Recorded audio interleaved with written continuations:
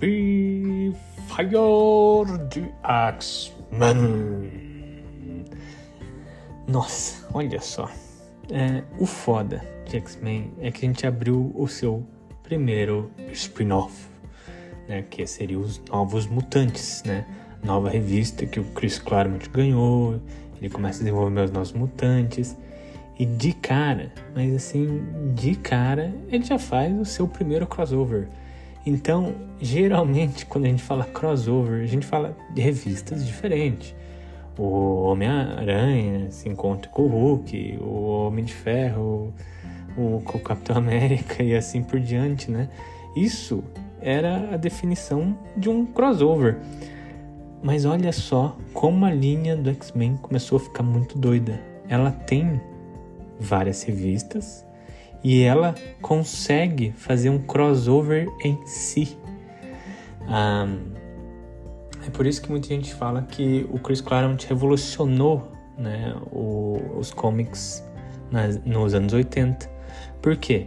A partir disso, uma galera queria fazer as suas próprias linhas de revista dentro de um título. Dentro da Marvel, você pode puxar ali que o Quarteto Fantástico do Byrne inaugurou uma revista Coisa. Na DC, você pode falar que a família Batman cresceu, né? Então tinha Detective Comics, daí tinha a revista do Batman e por assim, às vezes do Robin ou do Asa Noturna. Do Superman também, a Action Comics tinha daí a do Superman, ou tinha do Jimmy Olsen, né? E assim por diante.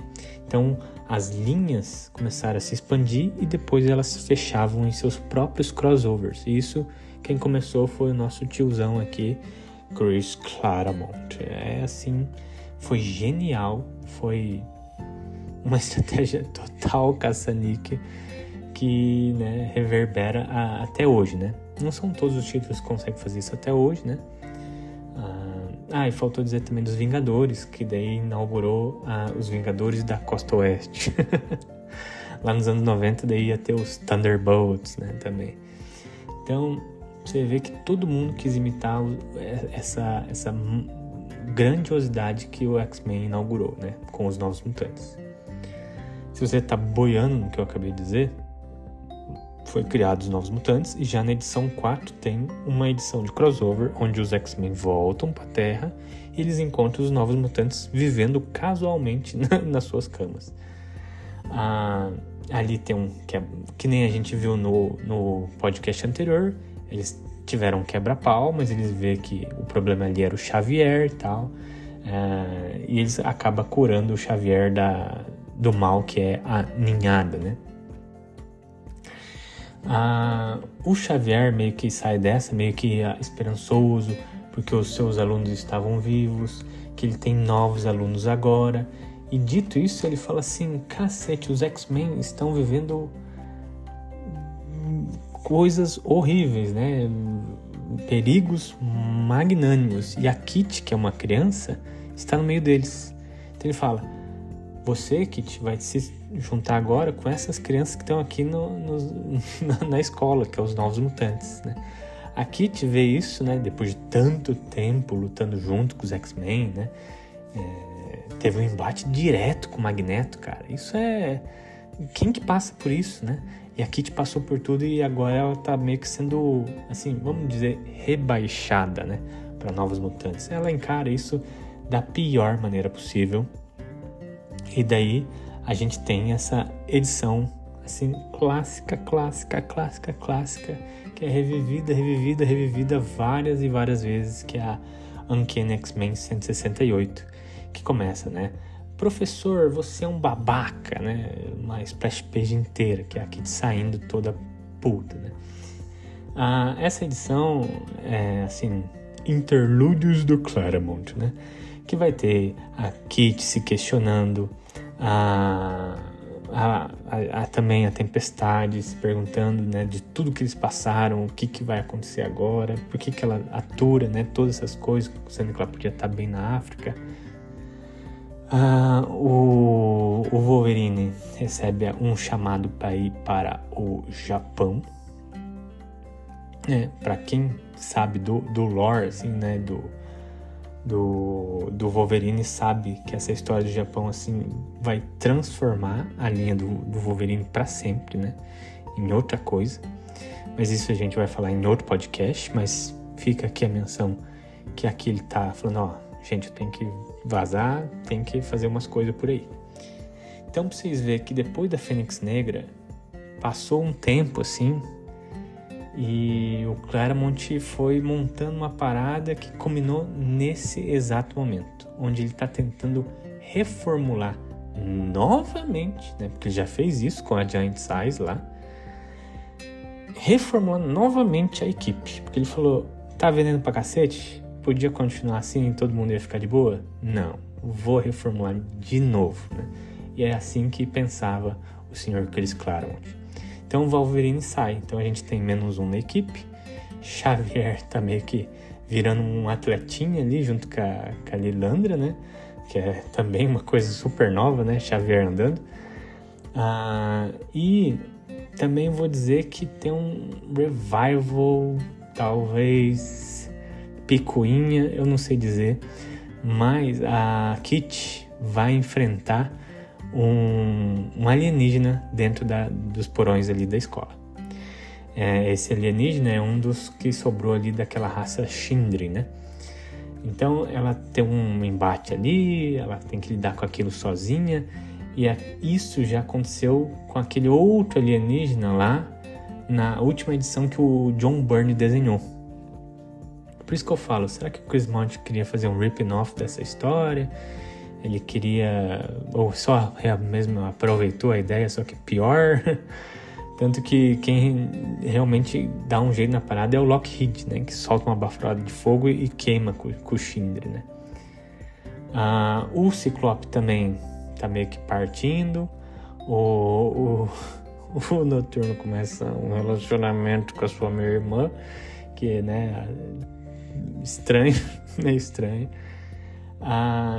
E depois desse confronto com o alienígena, né, a Kitty fala, sou muito foda, Xavier, você não pode me tirar dos X-Men, eu tenho um dragão. Tem todo um argumento mais bonitinho, mas eu tô com preguiça. Vamos resumir assim, eu tenho um dragão e eu fico nos X-Men. E o Xavier, mesmo, não tem como eu discutir com você, Kitty, você é um X-Men mesmo. E termina essa edição. E ela termina com o Ciclope também indo lá para conhecer os seus avós, junto com seu pai, né? O pai dele queria apresentar ele para os avós, junto com o Alex, né? Então eles têm que pegar um avião, e nesse avião eles conhecem a pilota, que é a Madelyne Pryor. Uma mulher que é exatamente, mas exatamente, em todos os aspectos, igual a Jean Grey. Meu Deus. Já vou falar então essa parte da Madelyne Pryor. O Scott com certeza se apega a ela. Eles têm ali um soirée, ela também gosta dele, eles começam a ter um relacionamento. O Scott, ele acha umas coisas estranhas, por exemplo, ela também teve um acidente no mesmo dia que a Jean morreu, sem falar da aparência absurda, né, que ela tem junto com a Jean, mas foda-se. Começou a namorar ela ali, né? Então, vamos achar as coisas estranhas e investigar ele? Não, vamos dormir com ela. Esse é o Scott Summers, gente. Também tem... Lembra do Anjo? O Anjo tá lá com a sua namorada, Kate Selfamar, e de repente alguém chega e sequestra ele. Num desespero, a Kate Selfamar consegue ligar pros caras, pro X-Men, e falar, gente, alguém sequestrou o Anjo, me ajuda. O que tava mais perto era o Noturno, tomando banho de banheira com a sua namorada lá. E daí o Xavier fala, cara, você vai ajudar o Anjo agora, ele tá precisando de ajuda. E o Noturno sai pelado, teletransportando pelado pela cidade para chegar e salvar o Anjo. É uma cena muito boa, em que eles conseguem salvar a namorada do Anjo, no caso, e ao mesmo tanto que é épico, o Noturno sempre faz as coisas de maneira épica, é engraçado, né? Porque é um demoninho pelado falando coisas muito legais, né? Tipo, me perdoe. E pá, faz uma coisa muito foda. Também a gente vê outros subplots evoluindo. Por exemplo, o Rei Preto, o rei sombrio do Clube do Inferno, o Sebastian Shaw, ele tá com um problema lá no Clube do Inferno, porque a Emma Frost, a sua rainha branca, entrou em coma. Aparentemente ela sentiu um perigo muito gigantesco, mas antes dela conseguir revelar para eles esse perigo, ela entrou em coma, de tão forte que foi o choque. Ao mesmo tempo, a Mística tá tendo sonhos muito esquizofrênicos lá. A parte mais fofa é que a gente vê ela vivendo uma vida de casal com a Cassina. E para quem sabe das polêmicas, né, disso, é fantástico, né? Porque aqui o Chris Claremont meio que burla todo aquele sentimento homofóbico dos anos 80 ali, né? E ele fala assim, não, elas só são amigas. Mas com ele e o Paul Smith desenhando, fica claro assim que elas realmente são um casal com uma filha, que é a vampira, né? Que no caso, a vampira acabou de fugir de casa. Então, além da Mística tá tendo esses sonhos bem doidos aí, a vampira vaza e ela tá indo em direção à mansão do Xavier. Já os X-Men, por sua vez, estão com o problema do anjo. Então, eles vão rastrear o anjo até as catapundas de Nova York, né? Não se trata mais nada menos que os esgotos, né? Lá nos esgotos, eles vão encontrar esses mutantes, que eles são, assim, desfigurados, feios, totalmente horrorosos, né? Mas são mutantes e têm poderes, né? E eles são chamados de Os Morlocks. Foram eles que sequestraram o anjo. E os Morlocks, para quem manja, né, de literatura, é uma referência a George, como é que é? O Wells, né? Que é o que escreveu A Máquina do Tempo. George Wells, né? Se não me engano era o nome dele assim. E lá, né, quando o viajante de tempo viaja para o futuro, tem uma raça de humanos que evoluiu vivendo dentro de túneis embaixo da Terra, né, que são os Morlocks. Então o Chris Claremont, né, como eu já falei, várias referências literárias que ele traz, e agora H.G. Wells, perdão, troquei o nome, né?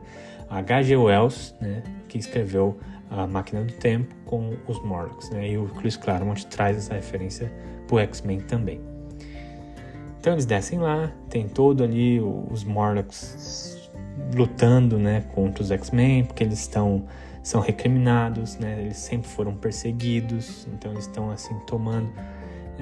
Mas no final tem um quebra-pau e você vê que assim, uma história de amor.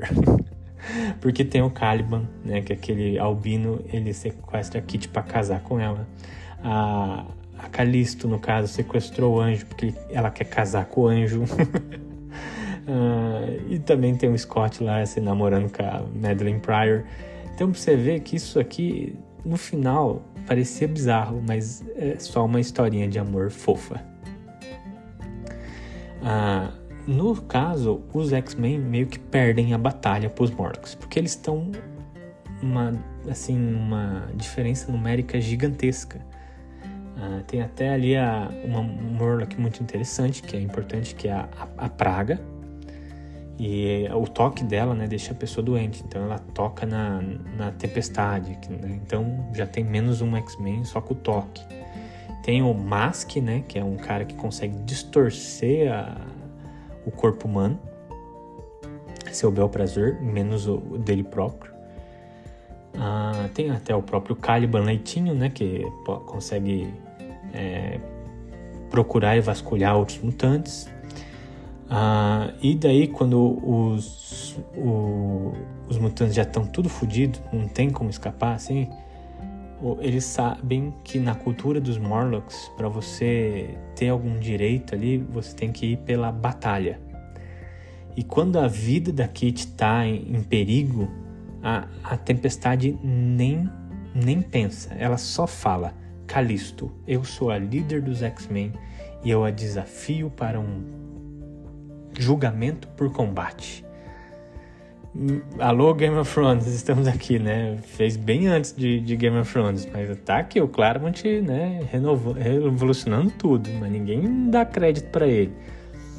Então, Calisto, eu desafio você ao julgamento por combate. Daí ela falou, você sabe que, né, nosso combate aqui é até a morte.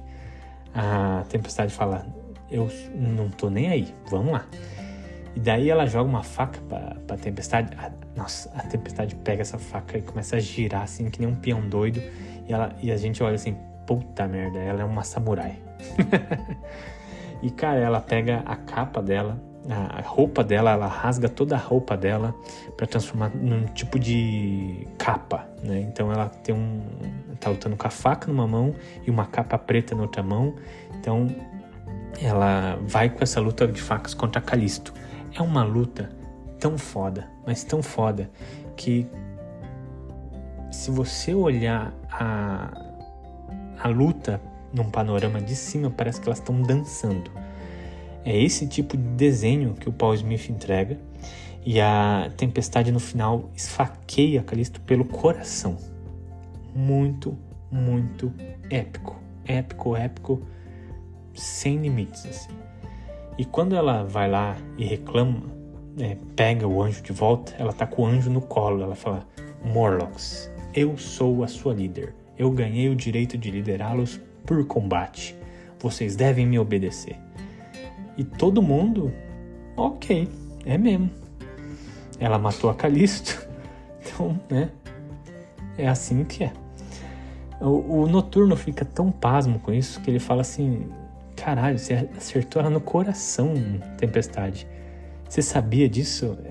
Ela meio que foge da questão, falando assim, eu tinha que fazer o que era necessário, Noturno. Aí o Noturno fala pra ela, nossa, eu não esperava isso de você. E ela responde, nem a Calisto. Caralho, velho, caralho. Que essas linhas de diálogo motherfucker do Claremont é muito foda. É muito foda mesmo. Então, mais aí um ponto aí. Dizem que depois da fase do Burn, o Claremont não fez mais muita coisa muito mais legal. Eu discordo. Tem muita coisa foderástica aqui nos X-Men. E essa edição, pra mim, é fenomenal. Depois a gente tem um detalhe aí, né, que troca o desenhista. Agora entra o Walt Simonson. Para quem conhece o nome, né, o Walt Simonson é uma lenda, assim, uma artista de mão cheia. E ele faz uma palhinha aqui nos X-Men. Também é importante notar que a Louise Jones, né, para quem sabe, ela muda de nome depois para Louise Simonson. Ela começa também a ser a editora da linha aqui. Então a gente se despede dos Morlocks. Por acaso a Calisto sobreviveu, porque eles tinham um curandeiro ali no meio dos Morlocks. Ele dá um jeito na Calisto. E daí a Tempestade saindo assim, ó, você pode liderar os Morlocks enquanto eu tô fora. Eles são meus. Mas enquanto eu tô fora, a Calisto vai liderar vocês. Muito foda. E enquanto isso, a vampira chega na mansão. Ela conta ali, ó, eu tô tendo um problemaço aí. As memórias da Carol Danvers tá fudendo a minha mente. Eu não consigo, né, ter uma sanidade mental boa. Tá foda, eu preciso da ajuda do Xavier. Nisso entra um embate ideológico, porque todos os X-Men estão ali do lado e falam assim, não, essa pau no cu aí era da Irmandade do Mal dos Mutantes. Ela era filha da Mística lá. A gente tem que pôr ela pra fora. O Xavier meio falou assim, ó, gente, calma. Ela tá aqui, tá pedindo ajuda, né? Vamos lá. E a mais incisiva dela é tipo a Tempestade, que chega assim, você tá maluco, Xavier? Isso aí é uma filha da puta. E ainda fala assim, ó, se ela ficar, eu vou embora. De tão incisiva que a Tempestade tá. No caso, eles nem terminaram de conversar, a Carol Danvers chega, né? Lembra? a Binária, né, Carol Danvers, ela tá meio que fazendo parte aí do time dos X-Men desde da saga da ninhada. Cara, e a cena dela entrando na mansão, a gente vê de fora, assim, e a próxima cena é a vampira voando pra longe, né? Imagina você encontrar com a pessoa que fudeu com a tua vida, né?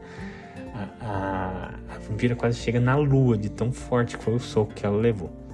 Começa o embate ali, mas eles até apartam a briga e volta o discurso ideológico. A galera dos X-Men meio que aceita, assim, meio a contragosto. A Carol Danvers fala assim, ó, se vocês aceitar ela, eu tô fora. E ela pega e vaza pro espaço. Pra quem manja, né, do universo Marvel, essa é a parte onde a Binária começa a ter as suas viagens espaciais. Então ela vai interagir com os Guardiões da Galáxia, com os Corsários, né? Corsários espaciais. Então é uma nova fase que a Binária começa a partir dessa edição. E então eles ficam assim, ó, o Xavier dá um discursinho super fofo ali, tipo, ó, a gente vai escolher quem a gente vai ajudar.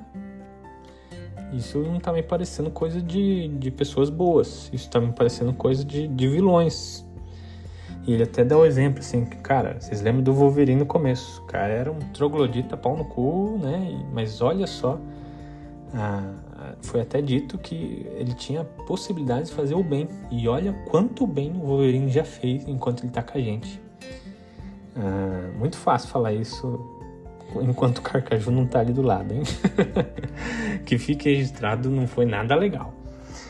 Mas desse argumento, os X-Men daí aceitam até a vampira ficar ali na mansão, menos a Tempestade, que meio que sai fora, né, e vai pensar sozinha. De cara a gente já vê que a Tempestade está sofrendo uma mudança muito nítida na sua personalidade. Vocês lembram que quando aqui nesse podcast eu descrevi ela uma pessoa que era defensora da vida a qualquer custo? Então a gente já está vendo ela matar alienígena, dar facada no coração de mulher, falar foda-se a vampira, eu não quero ficar aqui, né? Tem uma cena que ela olha pro Xavier e fala assim, ó, você que foi um pau no cu, você me fez uma X-Men, eu podia estar sendo uma deusa na África até hoje e a culpa é sua, né? Então você vê que os pensamentos que permeiam a cabeça da Tempestade agora é só assim, quem eu sou e o que eu devo fazer. Nem ela sabe direito. Então a gente termina esse podcast com a pergunta da própria Tempestade para si mesma. Quem é você? Você é a Aurora ou a Tempestade? Fica aqui o questionamento para vocês também. O que é ela? É a Aurora? Monroe? É a Tempestade? É a Windrider? Quem é essa mulher? Ela é a líder dos Morlocks? Todas essas facetas têm a sua própria característica e todas elas vivem dentro da Tempestade. Deve ser difícil. Só fazer aqui para fechar o tempo uma historinha da Classic X-Men. A gente tem uma historinha que mostra a rixa do Sean Cassidy com o seu primo Tom Cassidy, né? O Sean Cassidy é o Banshee. E aqui nessa história, eles mostram que o Sean Cassidy era um rebelde lá na Irlanda, né? Então, e a rixa deles meio que nasce ali por causa de uma garota, que era tão desbravadora quanto ele. E tem até um baile que vai acontecer e o Tom, assim, tem a chance de sair com ela. Mas daí no último momento ele fala, pô, o Sean, ele que me mandou aqui pra você ficar de boa, né? Daí ela fala, o que? O Sean pediu isso? Aí o Tom fala, então ela sai assim atrás do Sean Cassidy. Então essa historinha mostra onde que nasce esse rancor entre os primos Tom e Sean Cassidy. Bem legalzinha da Classic X-Men. E eu gosto de insertar algumas histórias da Classic X-Men aqui no nosso podcast X-Men. Vamos lá. Mas por enquanto a gente fica por isso, tá? Então a gente se vê numa próxima. E a gente vai viver essa metamorfose que é o X-Men. Se o X-Men é uma metáfora para o mercado de quadrinhos, acho que a Tempestade é uma metáfora para a linha do X-Men, que está mudando junto com ela. E a gente... Onde vai acabar isso? Agora a gente tá sem o Wolverine, Tempestade quer sair, tem os Novos Mutantes, a Vampira tá entrando. O que vai ser dessa equipe de X-Men? Como que vai terminar isso aí? Meu Deus, X-Men é muito legal. E a gente se vê numa próxima. Até mais, falou!